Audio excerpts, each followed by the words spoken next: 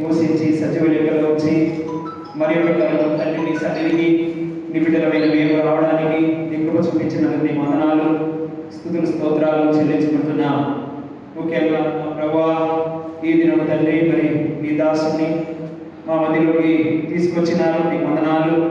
కాబట్టి ప్రభువా మేమందరము మరి బెరాక నుంచి వాళ్ళ ప్రాంతం నుంచి కూడా వస్తున్న బిడ్డలు మా మధ్యలోకి క్షేమంగా నడిపించండి ప్రభువా, మీరు కృప చూపించమని ప్రార్థిస్తున్నాం. వచ్చిన బిడ్డలు బట్టి నీ వందనాలు.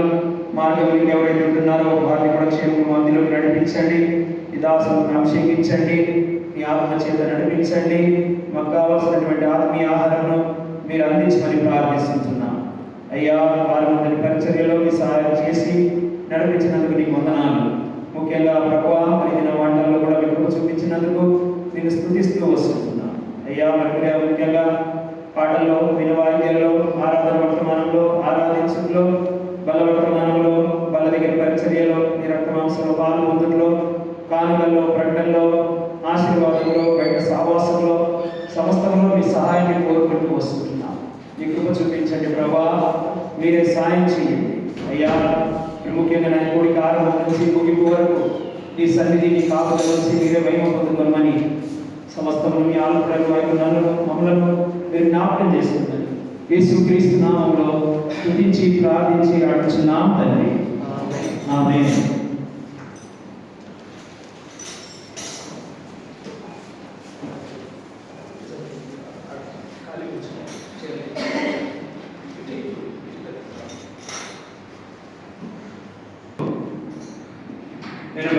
పాట తెలుగులో పాత పుస్తకం నుండి 82, హిందీ మే 96, హిందీ మే 96.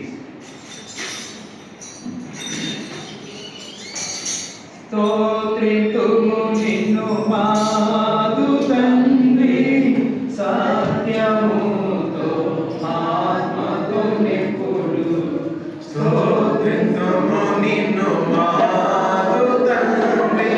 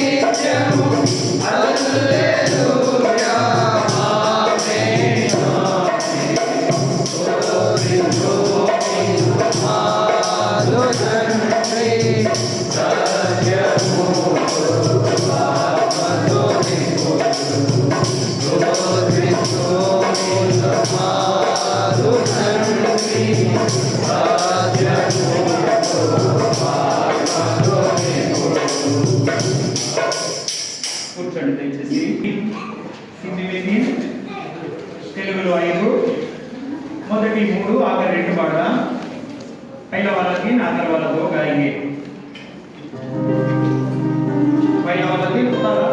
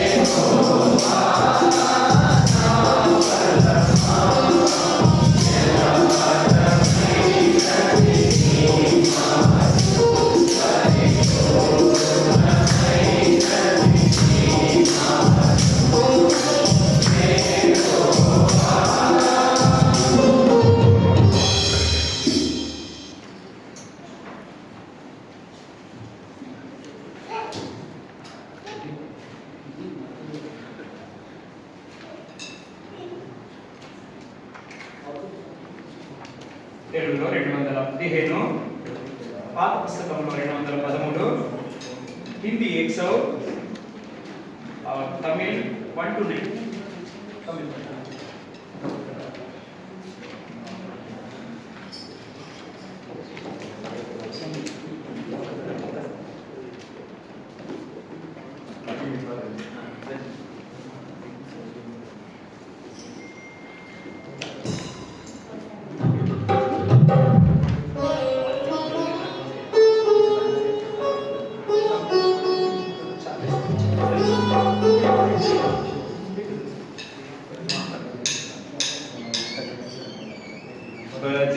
భజింపరాండి ప్రభు యేసుని ఆత్మ సత్యములతో ప్రేమమయుని పరమ తండ్రి.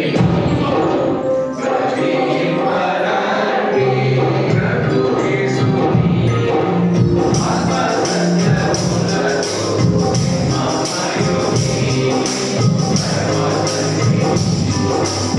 భజింపరాండి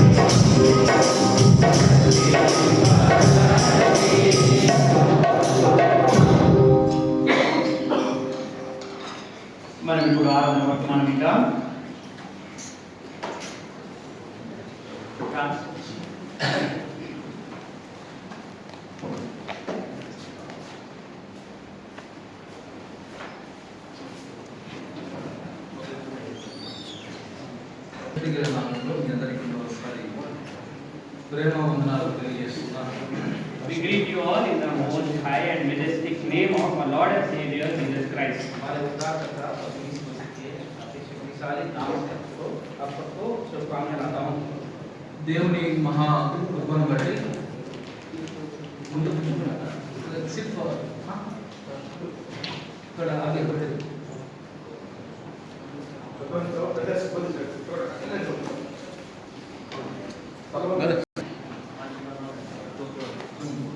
మీరు మాట్లాడాల్సి నేను మాట్లాడతాను. ఓకే, దేవుని మహాకృపను బట్టి గదక అసెంబ్లీ యొక్క బ్రాంచ్లో రసలకేమ కూడా ఉండి ఇలాగ ఇక్కడ రసలకేమ ప్రాంతంలో ప్రేయర్ హౌస్గా మనం ఆరాధన జరుపుకోవడం అనేది దేవుని యొక్క చిత్తము, దేవుని యొక్క కృప అయినది. By the grace of our God, being a sister assembly of Beraka Assembly Dubai, we coming here and celebrating God's love in this manner is also by God's grace and also in His will.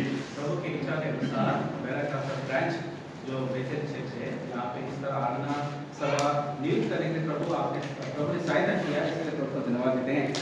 అలాగే నేను కూడా almost 4-3 నెలల తర్వాత అసలు మీ మధ్యలో రావడం అనేది జరిగింది. Even for me, it's been 3 to 4 months that I have come here in your midst. अब मुझे भी 3 से 4 महीने लगा आपके बीच में वापस आने में। ఎందుకంటే మెయిన్ కారణం సాధ్యాలో కొత్తగా మినిస్ట్రీ మనం ఓపెన్ చేయడం వలన నేను ఇక్కడ రావడం కొంత తగ్గించాల్సి వచ్చింది. The main reason is that we have started fellowship in Sharjah, and it's also coinciding on the same time. That's the reason I was unable to come here. और मुख्य कारण ये था कि हम शारजा में नया सिरे से समिति शुरू किया, इस वजह से यहाँ पे आना मुझे समय लगा। వేరొక సంఘాలకు అనేకమైన బ్రాంచ్లు ఉన్న సంఘాలకు దేవుని సేవకుడిగా మీ మధ్య నిలబడడం అది దేవుని చిత్తం. Being as a God servant of Beraka Assembly, and Beraka Assembly itself having many branches, me standing in front of you is also in the will of God. और बैरका असेंबली के प्रभु के दास बन के आया हूँ और बैरका असेंबली की शाखाओं के लिए भी मैं इस तरह प्रभु के दास बन के प्रभु को धन्यवाद देता हूँ। దేవుని యొక్క వర్తమానంలో నుండి ఆరాధన సహాయకంగా ఎఫెసీయుల రాసిన పత్రిక 2వ అధ్యాయం 1వ వచనాన్ని మాత్రం అందరం కూడా కలిసి చదువుకుందాం. Let us all turn to Ephesians chapter 2 and verse 1, as it will be helpful for us to meditate and also helpful for us to worship God in the light of the word. और हम सभी मिलकर FAC के 2 अध्याय पहला वचन हम ध्यान करेंगे और ये सहायता करेगा कि हमें प्रभु का आराधना करने में। Ephesians chapter 2 verse 1 we read together. ఎఫెసీయులకు రాసిన పత్రిక 2వ అధ్యాయం మొదటి వచనాన్ని మనం కలిసి చదువుకుంటాం. एफएसी की 2 अध्याय पहला वचन सब मिलकर पढ़ेंगे। And you have ప్రార్థన చేసుకుంటాం.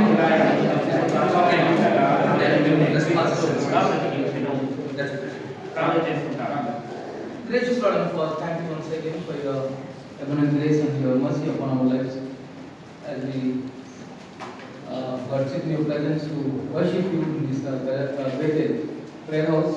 God, as a branch assembly of Beraka, once again we praise thee as we God we're going to meditate thy word. God, give me as I'm delivering thy word, help me so that I deliver your word to thy people for the sake of this worship. Once again come to the brothers also who are translated. Lord, so come to all of us and the mighty name. We are asking this prayer in Jesus' name.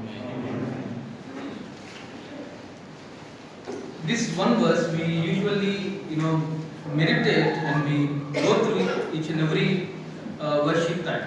ఈ యొక్క వచనము అనేక మార్లు ప్రతి ఆరాధన వర్తమానంలో దీని మీద ధ్యానం కలిగి చదివే వారంగా ఉంటాం. और इस वचन को हर एक समय जो आराधना करने के समय आते हैं इसको ध्यान करते हैं। And here it says the verse number 1, the first part, and you have he quickened. This is a point that we need to remember. ఆయన మిమ్మల్ని క్రీస్తుతో కూడా బ్రతికించెను అనే ఒక మాటను మనము మొట్టమొదటిగా జ్ఞాపకం ఉంచుకోవాల్సిన మాట. यहाँ पे पहले हमें इस पद को देखते हैं, उसने तुम्हें भी जिलाया। It's not that we live on our own, but it is our God's grace. Today we are alive and we are living our life. మనం జీవిస్తున్నాము అని అంటే అది మన యొక్క సామర్థ్యం కాదు, కానీ కేవలం యేసుక్రీస్తు ప్రభువు వారి కృపను బట్టి మనము జీవిస్తున్న వారంగా ఉంటున్నాం. हम देखते हैं कि हम जो आज जीवित है तो हमारे सामर्थ के कारण नहीं, जो प्रभु यीशु मसीह के अनुग्रह के द्वारा जीवन दिखाते हैं. But before our life was completely written here that we are dead in trespasses and sins. ఇది వరకు మనము మన యొక్క జీవితాన్ని పరీక్షించుకున్నట్లయితే మనం పాపముల చేతను అపరాధముల చేతను చచ్చిన వారంగా ఉన్నామని యొక్క వాక్య భాగం మనకు సెలవిస్తుంది. परमेश्वर का वचन इस तरह बताती है कि हमारे पुराने जीवन जो है अपराध और पाप के कारण मरे हुए थे. It's a very simple word. Sin, we all understood what it is. చాలా సాధారణంగా చెప్పాలి అని అంటే పాపం అంటే ఏంటో మనకు తెలుసు. साधारण तरीके से बताऊंगा तो पाप जो हम जानते हैं. No need to explain what is sin.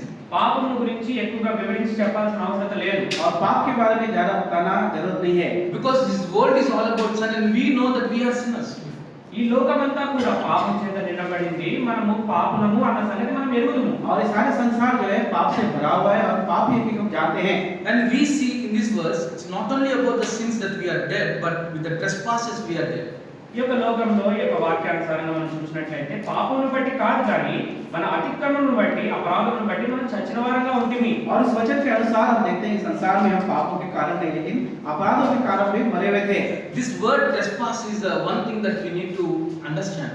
ఈ యొక్క అపరాధము అనేది ఏంటో మనము అర్థం చేసుకోవాల్సిన అవసరం అనేది ఉన్నది. और ये अपराध क्या है हमें समझने का जरूरी है. The word trespass is written here, which means, or if anyone commit any violation of the law, that considered as a trespass. ఇక్కడ అపరాధము అనే మాట రాయబడి ఉంది. అపరాధము అని అంటే దేవుడు ఏర్పరచిన లేకపోతే ఏదైనా ఒక శాసనాన్ని దాన్ని అవలంబించకుండా దాన్ని వ్యతిరేకించడము అది అపరాధము. अपराध का मतलब यह है कि जो शासन नियुक्त किया या परमेश्वर ने जो शासन रखा है उसका उल्लंघन करना ही अपराध है. Okay, if we have a land, if someone else coming and claiming that it is their land, there is a violation of the law. ఒకవేళ ఉదాహరణకు మనం చూసినట్లయితే మనకు ఒక స్థలం కలిగి ఉన్నాము. ఎవరైనా దాన్ని ఆక్రమించుకోవడానికి ప్రయత్నించినట్లయితే अगर हम देखते हैं कि एक जगह जमीन हमारे पास है So- और उस जमीन जो है दूसरा कोई हड़पने का कोशिश किया, इसका मतलब है कि आज्ञा का वहाँ पे अपराधी है. So he's not only violating the law, but also he's violating someone else's property as his property, and he's doing, putting his physical boundaries within that land and claiming that is his, which is, sin according to the Lord. అక్కడ ఆజ్ఞను ఆయన అతిక్రమించడం మాత్రమే కాదు కానీ ఆయన కాని స్థలంలో అది తనదు అన్నట్లుగా ఆయన చెప్పుకోవడము ఇదే దేవుని యొక్క ఆజ్ఞను ఉల్లంఘించడం సమానంగా ఉంది. ये जो है आज्ञा का उल्लंघन करना है, इतना ही नहीं कि उस जगह के ऊपर आकर वो अपने आप को वहाँ पे अपना फैलाना वही आज्ञा का उल्लंघन है. It's very simpler when we understand in God's perspective. God gave us a law, and we violated the law, and then we did things which against the God, which considered as trespasses. సాధారణంగా మనం చూసుకున్నట్లయితే దేవుడు మనకు ఒక ఆజ్ఞను పెట్టాడు. మనం ఆ యొక్క ఆజ్ఞను ఉల్లంఘించి దేవుని యొక్క శాసనానికి విరుద్ధంగా పనిచేస్తూ వచ్చాం. అదే ఆజ్ఞ ఉల్లంఘన లేకపోతే పాపము. और साधारण रीति से कहेंगे तो परमेश्वर ने हमारे सामने एक आज्ञा रखा, उस आज्ञा का उल्लंघन हमने किया और वही उल्लंघन करने का जो है वो पाप है. No, when Adam did sin, it's not only that he sinned, against the Lord, but also he committed trespass, against the Lord. మరి ఆదాము దేవునికి విరుద్ధంగా పాపం చేసినప్పుడు కేవలం పాపం మాత్రమే చేయలేదు కానీ దేవుని యొక్క ఆజ్ఞను ఉల్లంఘించి దేవునికి వ్యతిరేకస్తుడిగా అయిపోతూ వచ్చాడు. और जब आदम ने परमेश्वर के विरुद्ध जब पाप किया था, पाप ही नहीं किया लेकिन परमेश्वर की आज्ञा का उल्लंघन करते हुए अपराधी भी ठहरा गया. So the disobedience is the one thing that brought sin into Adam's life. అవిధేయత అనేది మరి ఆదాము యొక్క జీవితంలో ఒక పాపాన్ని ఒడిగట్టిదిగా ఉంది. और जो आदम के जीवन में जो आज्ञा का उल्लंघन करना पाप जन्म लिया. So it's not only the sin, but also God considered, Adam violated the law, and the God gave a moral law to him, and he violated it, and then the trespass came upon the man. ఆదాము పాపం చేశాడన్నది మాత్రమే కాదు కానీ ఆదాము దేవుని యొక్క ఆజ్ఞను ఉల్లంఘించడాన్ని బట్టి తన మీదకి ఆ యొక్క శిక్షా విధి అనేది వచ్చింది. అదే మానవాళి మీద ఏలుబడి చేసేదిగా ఉంది. और देखते हैं कि आदम जो है परमेश्वर के विरुद्ध पाप भी किया, उसके अलावा उतना ही नहीं लेकिन आज्ञा का उल्लंघन करने के द्वारा सारे मनुष्य को ऊपर उस अपराध जो है आया है. Did you ever understand, why this Ephesians chapter 2, especially Apostle Paul, when he wrote verse number 1, he combined or he made, the word sin and trespasses together. You know why? ఇక్కడ మనం గమనించినట్లయితే అపోస్తలుడైన పౌలు ఎఫెసీయులకు రాసిన పత్రిక 2వ అధ్యాయం 1వ వచనంలో అపరాధాన్ని పాపాన్ని రెండు కలిపి రాస్తున్నాడు. ఎందుకు అలా రాస్తున్నాడు? और यहाँ पे प्रेरित पौलुस जो है एफएसी 2 अध्याय पहले वचन में अपराध और पापों को दोनों मिलकर लिखता है। क्यों लिखता है? So simply he can say we all are dead through our sins and Christ made us alive. Simple. But he made the word sin and trespasses together. సరళంగా ఈ విధంగా రాసి ఉండవచ్చు, మనం పాపం చేత చచ్చిపోయిన వారము, యేసుక్రీస్తు ప్రభువు వారి ద్వారా బ్రతికించబడిన వారము అని అలాగే రాసి ఉండవచ్చు. అయితే ఇక్కడ మనం చూసినట్లయితే అపరాధముల చేతును పాపముల చేతును అని రెండింటిని జతపరుస్తున్న వాడే ఉంటున్నాడు. यहाँ पे प्रेरित पौलुस ऐसा भी लिख सकता था कि पापों के कारण मरे हुए थे, प्रभु यीशु मसीह ने पापों से उठाए, लेकिन इस तरह लिखा गया है कि पाप और अपराधों के कारण हम मरे हुए थे। So the word trespasses shows the seriousness of the violation of the man and what he did against the Lord. అపరాధము అనేది మరి ఆజ్ఞ ఉల్లంఘన, దేవునికి విరుద్ధంగా ఏది మానవాళి చేస్తూ వచ్చాడో దాని యొక్క తీవ్రతను ప్రకటించేదిగా ఉంది. और अपराध जो है, जो आज्ञा का उल्लंघन करना है, परमेश्वर मनुष्य ने जो परमेश्वर के विरुद्ध जो किया है उसको तीव्रता को बताती है। So it shows how serious it is to trespass against God's commandments. దేవుని యొక్క ఆజ్ఞలను ఉల్లంఘించడం, దానికి విరుద్ధంగా అపరాధం చేయడం అనేది ఎంత తీవ్రమైనదో ఈ యొక్క వాక్యం మనకి సెలవిస్తుంది. और परमेश्वर की आज्ञा का उल्लंघन करना और वो किस तरह अपराध बनता है इस वचन के द्वारा हम जान सकते हैं। So when these two words together comes together, sin and trespasses, Apostle Paul probably he meant all kinds of sin and all kinds of evil things combined together. He did not end up with one word, at least sin and trespasses, let's make it join together. Okay, let it put it in this way, we are dead through our sins and also trespasses. నేను ఇలా అనుకుంటాను, అపోస్తలుడైన పౌలు మరి ఈ యొక్క వాక్యాన్ని రాసేటప్పుడు ఈ లోకంలో ఉన్న సర్వ పాపము సర్వ దుష్టత్వం అంతా కూడా జ్ఞప్తికి వచ్చినప్పుడు కేవలం పాపం అంటే సరిపోదు కానీ అపరాధముల చేతను పాపముల చేతను మీరు చచ్చిన వారై ఉన్నారు అనే మాటను జతపరిచి రాద్దామని ఉద్దేశించి యొక్క వాక్యాన్ని రాసి ఉండవచ్చును. और मैं इस तरह सोचता हूँ कि जब प्रेरित पौलुस ने सारे संसार के पाप को इस तरह लिख के गया था, उस समय उसने ये काफी नहीं समझा कि पाप ही लिखे, लेकिन अपराध और पापों के कारण मरे हुए थे इस तरह लिखने के लिए उसने चाहा। So Apostle Paul he emphasizes the word trespasses here, not only the sin but also due to the trespasses you are guilty. What is the guilty is that you violated God's law. ఇక్కడ మనం గమనించినట్లయితే అపోస్తలుడైన పౌలు కేవలం పాపములు అనే మాట మాత్రమే కాదు కానీ అపరాధములు అనే మాటని నొక్కి చెప్తూ దాన్ని బట్టి మీరు నేరారోపణ కలిగిన హృదయం కలిగిన వారుగా ఉన్నట్టు ప్రకటిస్తూ దాన్ని బట్టి మనం చనిపోయిన వారమని వెల్లడిపరుస్తున్నట్టుగా గమనించవచ్చు. या इसीलिए प्रेरित पौलुस यहाँ पे लिखता है कि तुम पापों के कारण मरे नहीं, लेकिन तुम आज्ञा का उल्लंघन किया उसके कारण तुम अपराधी ठहरेंगे और दोषी ठहरेंगे, क्योंकि लिखते आया। So the word trespasses not only have the meaning of violating God's law, but also there is another meaning as well. అపరాధములు అంటే కేవలం దేవుని యొక్క ఆజ్ఞ ఉల్లంఘించడం మాత్రమే కాదు కానీ ఇక్కడ ఇంకొక అర్థం కూడా ఉంది. और अपराधी का मतलब है कि परमेश्वर की आज्ञा का उल्लंघन करना उतना ही नहीं, इसके अलावा और एक मतलब यहाँ पे है। So when we understand the Greek word for trespasses, it says literally a false step. అపరాధములు అన్న మాటను గ్రీక్ భాషలో మనం చూసినట్లయితే తప్పుట అడుగు అనే మాటను మనం గమనిస్తూ రావచ్చు. अपराध का मतलब ग्रीक भाषा में अर्थ हम देखते हैं कि गलत कदम लेना। So we are trespassed and we are violated against the law because we took a wrong step in our life. మన జీవితంలో మనము దేవునికి విరుద్ధంగా ఆయన ఆజ్ఞలకు విరుద్ధంగా అపరాధాలు చేసిన వారంగా ఉంటున్నాం. ఎందుకనంటే మనము తప్పటడుగు వేసాం కాబట్టి. और हमारे जीवन में हम परमेश्वर के विरुद्ध आज्ञा का उल्लंघन किया, अपराधी ठहरे, क्योंकि हम गलत मार्ग लिया, गलत कदम लिया। A false step which implies that we are in a fallen way. తప్పటడుగు అని అంటే మనకు తప్పిపోయిన వారం అని అర్థం. और गलत कदम रखना इसका मतलब है कि हम चूक गए लोग हैं। So this trespasses can be intentional or non intentional as well. ఈ యొక్క అపరాధం అనేది కావలసుకొని చేసేదిగా ఉండవచ్చు, తెలియక చేసేదిగా కూడా ఉండవచ్చును. और ये अपराध जो है जानबूझकर भी कर सकते हैं और बिना जाने भी कर सकते No, हैं। this is a very important thing. It's not that you did sin and you did against the Lord, but intentionally, but also non-intentionally also you committed sin and trespassed against the Lord. ఇది చాలా ప్రాముఖ్యమైన విషయము. దేవునికి విరుద్ధంగా పాపం చేయటం, అపరాధం చేయటము అని అంటే తెలిసి కొన్ని పాపములు చేసినట్లయితే తెలియక కొన్ని పాపములు చేసి ఉన్నవారము. और इस वचन के अनुसार हम जानते हैं कि ये जाने अनजाने हम पाप जो है करते आते हैं। Okay, now you understand when he said violated the law against the Lord, this sin happened non-intentionally. We did nothing, but through Adam the sin came to us. దేవుని ఆజ్ఞను ఉల్లంఘించడం అంటే అది మనం ఎరుకగా చేసిన వారము, అది మనం చేసింది కాదు. ఆదాము ద్వారా అది మనకు కాలక్రమేణా మనకి వర్తిస్తూ వచ్చింది. और परमेश्वर के आज्ञा का उल्लंघन करने का इसका मतलब है कि हम नहीं किए, लेकिन हमारे पूर्व आदम जो है अपराध किया, इस वजह से वो हमारे साथ अब तक जो है चलते आ रहा And है. also there are trespasses that we did, sin against the Lord by intentionally. అయితే మనము కూడా దేవునికి విరుద్ధంగా పాపములు లేకపోతే అపరాధములు కావాల్సుకొని చేసిన వారంగా ఉంటున్నాం. और लेकिन हम जो है परमेश्वर के विरुद्ध पाप अपराध जो है जानबूझकर करते आते हैं.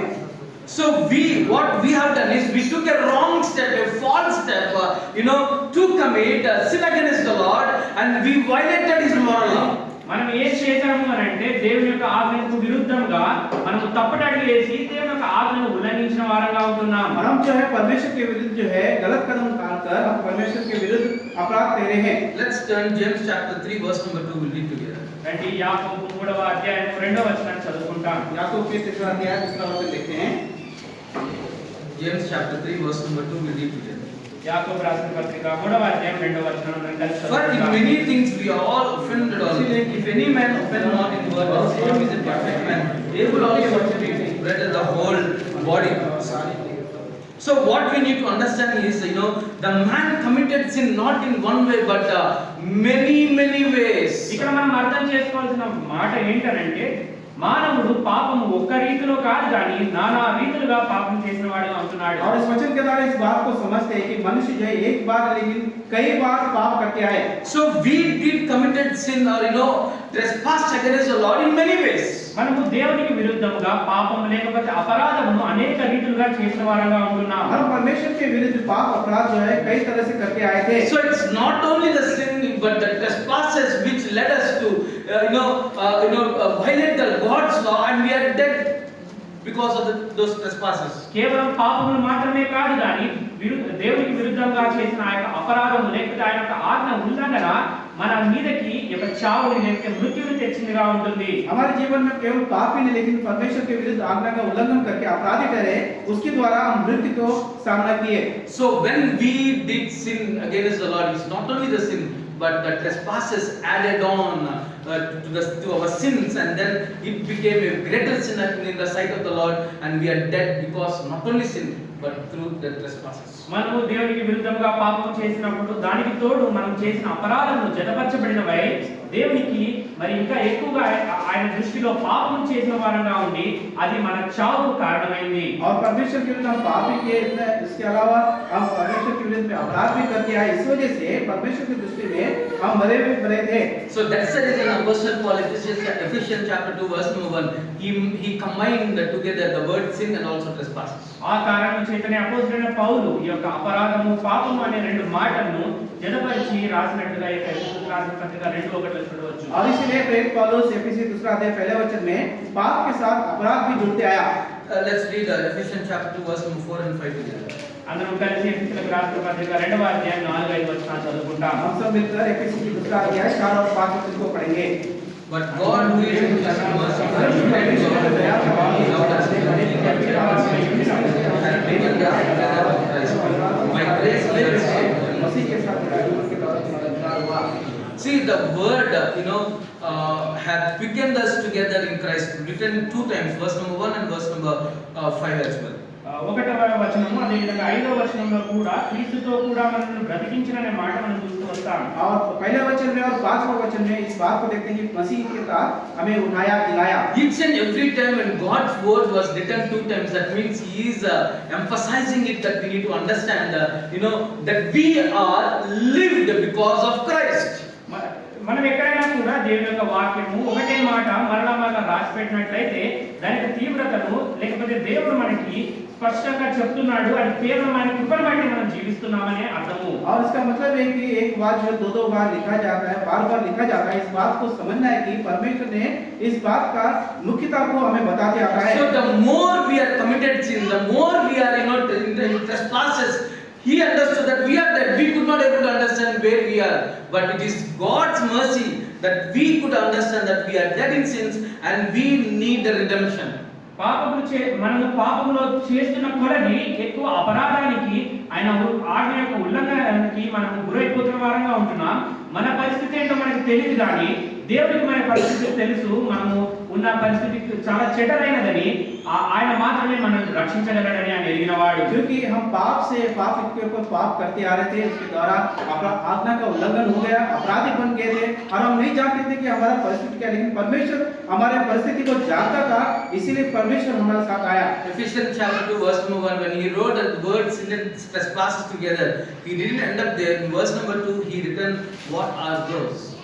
ఇక్కడ ఎఫెసీయులకు రాసిన పత్రిక 2వ అధ్యాయం 1వ వచనంలో కేవలం అపరాధములు పాపములు అని అక్కడ విడిచిపెట్టలేదు కానీ అవి ఏంటి అన్నది 2వ వచనంలో రాసినట్టుగా మనం చూడవచ్చు. और एफिसी पहला अध्याय में दूसरा अध्याय पहले वचन में पाप और अपराधों को लिखते गया, वो क्या है इस बात को तीसरा वचन में विवरण करते आया। Verse number 2 he said, you know, in time past he walked according to the course of this world. This is one sin that we need to understand. ఇక్కడ మనము జ్ఞాపకం చేసుకోవాల్సిన మాట ఏంటి అని అంటే చివరి భాగంలో ఉంది 2వ వచనంలో, ఈ ప్రపంచ ధర్మము చొప్పున మునుపు నడుచుకొంటిరి. और इस बात को पहले बात समझना ये है कि संसार के रीति से हम चल रहे थे. So we did not walk in a God's way, but we walked the course of this world, whatever the word, and we followed it and we committed sin. మనము దేవుని యొక్క చిత్తానుసారంగా నడుచుకోలేదు కానీ ఈ లేకపోతే ఈ ప్రపంచం యొక్క ధర్మం చొప్పున నడుచుకొని పాపమునకు గురైన వారంగా ఉంటున్నాము. परमेश्वर की इच्छा के अनुसार ना चलते हुए हम संसार की रीति पर चलकर परमेश्वर के विरुद्ध पाप करते आए थे. సో ఆ ప్రపంచ ధర్మము చొప్పున చేయుచున్నాము కనుకనే ఆ ప్రపంచమును రక్షించుటకు యేసుక్రీస్తును వచ్చాడు. Since we in the time past we were walking according to the course of the world, so Lord Jesus Christ came into this world to save us from that course of the world. और हम संसार की रीति से संसार के धर्म के अनुसार चल रहे थे और पापी बन गए थे. उस पापी भरे संसार को बचाने के लिए प्रभु संसार में आया. John 3:16 didn't say God so loved a man or Israel or any only Gentiles or any particular people. He said God so loved the world. So he is emphasizing the world there. యోహాను సువార్త 3వ అధ్యాయం 16వ వచనంలో దేవుడు మానవుని ప్రేమించను, ఇశ్రాయేలు ప్రేమించను, లేక అన్యుని ప్రేమించనని చెప్పబడలేదు కానీ లోకమును ప్రేమించనని చాలా స్పష్టంగా దేవుడు చెప్పినట్టుగా మనం చూడవచ్చు. యోహాना 3 अध्याय 16 वचन के अनुसार हम देखते हैं कि परमेश्वर इस तरह नहीं कहा कि मैं मनुष्य को प्रेम करता हूं या इस्राएल को प्रेम करता हूं, अन्य जाति को प्रेम करता हूं, लेकिन इस तरह कहा कि मैं संसार को प्रेम करता हूं. So the necessity of saving world, God understood it. So it's God's overruling grace. Ephesians chapter 2 verse number 2, we can understand when we are walking according to the course of this world, God's mercy came down for us. ఎఫెసీయులకు రాసిన పత్రిక 2వ అధ్యాయం 2వ వచనం ప్రకారముగా మనం పాపంలో ఉన్నప్పుడు దేవుని యొక్క అత్యాధిపత్యమైన కృప మన ఎడల వెల్లడి అవుట తోడనే మనకు రక్షణ అనేది అవసరమని దేవుడు ఎరిగిన వాడిగా ఆ యొక్క పాపం నుండి రక్షించడానికి ఈ లోకానికి వచ్చినట్టుగా చూడవచ్చు. और हम जब संसार में पाप से भरे हुए थे, परमेश्वर का उस करुणा हम पर आया, इस वजह से प्रभु ने इस संसार में आया. Verse number 2 he said walked according to the course, and the same verse in the end of that line you can understand, now worketh in the children of disobedience. ఇక్కడ మనం గమనించినట్లయితే చివరి భాగంలో ఈ ప్రపంచ ధర్మము చొప్పున మునుపు నడుచుకొని అది ఈ ప్రజలలో పనిచేయుచున్నది అనే భావాన్ని గమనించవచ్చు. और आखिरी भाग में इस भाग में आज्ञा ना मानने वाले कार्य तुम कर रहे थे. సో మొదట పని చేశాడు, ఇప్పుడు ఏం చేస్తున్నాడు? Before he was walking and now he is working. What he is where he is working and what he is where he is walking and what he is working is sin completely. మునుపైతే నడుచుకున్నవాడిగా ఉంటున్నాడు, తదుపరి మరి పని చేసిన వాడిగా ఉంటున్నాడు. ఏదైతే తాను నడక కలిగి ఉన్నాడో, ఏదైతే పని కలిగి ఉన్నాడో అది కేవలం పాపంతో నిండి ఉన్నది. और मनुष्य जो है पहले संसार की रीति से चल रहा था, अभी जो है संसार की रीति के अनुसार कार्य कर रहा है, वही पाप है. So the walk of his walk and the work of his work both are committed. He did it because the disobedience is reflected in his character and God didn't like it. అవిధేయత తన యొక్క వ్యక్తిత్వం మీద అది ప్రతిస్పందించడాన్ని బట్టి మానవుడు ఆ యొక్క పాపపు నడక నడుస్తూ పాపపు పనులు చేసిన వాడు ఉంటున్నాడు. అది దేవునికి ప్రీతికరంగా లేదు. और अनर्थकारी जो है मनुष्य के ऊपर इतना प्रबल हुआ कि पाप में वो चल रहा था, वो परमेश्वर के लिए बाता नहीं. So when we are in this situation, verse number 4, the riches of his mercy brought love to this world for us. ఇటువంటి పరిస్థితిలో ఉన్న మన ఎడల ఆయన కనికరం యొక్క కరుణా సంపన్నుడై ఉండి అది మనల్ని రక్షించిందిగా ఉంటుంది. और ऐसे परिस्थिति में हम चल रहे थे, परमेश्वर दया का धनी है और हम पर प्रकट करते आया. Not only the redemption or the crucifixion, love is so important for us to understand. కేవలము ఆ యొక్క సిలువ లేకపోతే తిరుగు లేచడం మాత్రమే కాదు, కానీ ఇక్కడ ప్రప్రథమంగా పనిచేస్తుంది దేవుని యొక్క ప్రేమ. और कंगरी क्रूस और उसको समझना था, लेकिन परमेश्वर का प्रेम को भी समझना जरूरी है. So it's not our sins, but it is His love that He did, He gave forgiveness of our sins, and today we are alive because of Him. మన పాపములను బట్టి ఆయన ఎక్కువ ప్రేమ కలిగిన వాడే మన ఎడల మన పాపములకు క్షమాపణ దయచేసిన వాడిగా ఉంటున్నాడు. అందుకే మనము సజీవులంగా ఇక్కడికి వచ్చి చేరి ఉన్నాం. और हमारे पापों के कारण प्रभु हमको प्रेम किया, इस वजह से प्रभु हमें क्षमा किया, इस कारण यहाँ पे प्रभु की उपस्थिति में आए. We'll read only 3 verses together. Romans 8:17. 3 వచనాలు మాత్రం కలిసి చదువుకుంటాం. రోమీయులకు రాసిన పత్రిక 8వ అధ్యాయం 17వ వచనం. रोमी के 8 अध्याय 17 वचन पढ़ते हैं.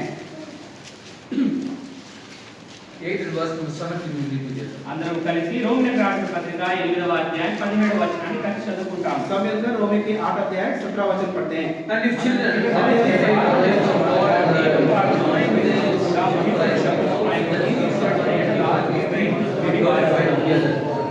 He made or He brought that glorification to us, not just individually, but through Christ, through Him, by Him, we got that glorious position today. ఆయన మనకు ఈ యొక్క మహిమ స్థానాన్ని అనుగ్రహించాడు. కేవలం క్రీస్తు యేసు ప్రభుల వారి ద్వారా ఆ యొక్క మహిమ కలిగిన ఆ యొక్క స్థానానికి దేవుడు మనల్ని హెచ్చించిన వాడిగా ఉంటున్నాడు. और उस महिमा का स्थान प्रभु हमें दे दिया, केवल ऐसे नहीं, लेकिन प्रभु यीशु मसीह के द्वारा उस महिमा का स्थान हमें दे दिया है. చూడండి, క్రీస్తుతో కూడా బ్రతికించాడు, క్రీస్తుతో కూడా మహిమనిచ్చాడు ఇప్పుడు మనకి. Before we see that He has quickened us through Christ, and here we see through Christ He has glorified us. और पहले प्रभु यीशु मसीह के द्वारा हमें जिलाया, और दूसरी बात हम देखते हैं प्रभु यीशु मसीह के द्वारा महिमा दिया. Colossians chapter 3 verse number 1 will read together. Colossians chapter 3 verse number 1.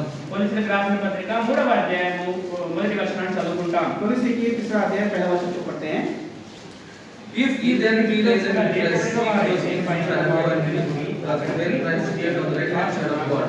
So what again one more thing that is written here is that we are risen with Christ. That means again He joined us together with the Christ and He raised us. ఇక్కడ మనం గమనించినట్లయితే మనము క్రీస్తుతో కూడా లేపబడిన వారమైతిమి. అంటే దేవుడు యేసు ప్రభుల వారితో కూడా జతపరిచి ఆయన మనకి పునరుద్ధానాన్ని ఇచ్చిన వాడు ఉంటున్నాడు. और यहाँ पे हम देखते हैं कि मसीह के साथ हमें उठाया गया. इसका मतलब है कि प्रभु यीशु मसीह के साथ हमें पुनरुत्थान भी कर दिया है. సో క్రీస్తుతో కూడా బ్రతికించాడు, క్రీస్తుతో కూడా మహిమనిచ్చాడు, క్రీస్తుతో కూడా ఆయన మనకి ఇప్పుడు ఏం చేశారంటే ఆయన మనల్ని లేపి ఉన్నాడు అని చూస్తున్నాం. Firstly, we see that Lord has quickened us through Christ. Secondly, Lord has glorified through Christ. And thirdly, we see He has risen or resurrected through Christ. और हम देखते हैं कि पहली बात प्रभु यीशु मसीह के द्वारा हमें जिलाया, और दूसरी बात को देखते हैं प्रभु यीशु मसीह के द्वारा महिमा दिया, और तीसरी बात हम देखते हैं कि प्रभु यीशु मसीह के द्वारा पुनरुत्थान भी कर दिया है. Though we are dead in the sins and trespasses, it's God's overwhelming grace today.